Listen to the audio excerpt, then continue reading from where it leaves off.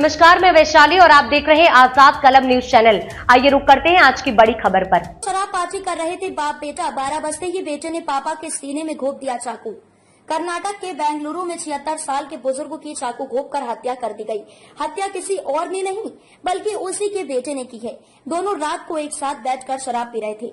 अचानक उनके बीच किसी बात को लेकर बहसबाजी हुई।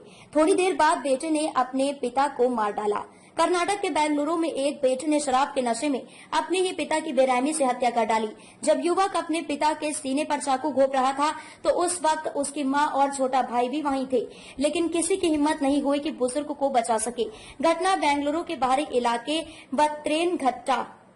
बन्नेरघट्टा पोस्ट ऑफिस रोड की है। मृतक का नाम वेलायुधन था। जनता कॉलोनी में 76 का वेलायुधन अपनी फैमिली के साथ रहता था। परिवार मूल रूप से केरल के एरीमाला का रहने वाला है, लेकिन काम की तलाश में वो लोग कुछ समय पहले यहां आकर बस गए थे। पिता की उम्र अधिक होने के कारण उनके दोनों बेटे ही उनकी देखभाल करते थे। बड़ा बेटा विनोद अपने पिता के इतना करीब था कि उनके साथ बैठकर शराब पीता था। दोनों मिलकर शराब पीने के लिए अपने छोटे भाई विमल कुमार को पैसे देकर शराब मंगवाते थे। छोटे भाई से शराब मंगवाकर पिता पुत्र दोनों साथ में पीते थे। शनिवार को भी पिता पुत्र साथ बैठकर शराब पी रहे थे, तभी उनके बीच मामूली सी बात को लेकर बहसबाजी शुरू हो गई। बहस इतनी बढ़ी कि परिवार के बाकी सदस्य भी वहां आ गए।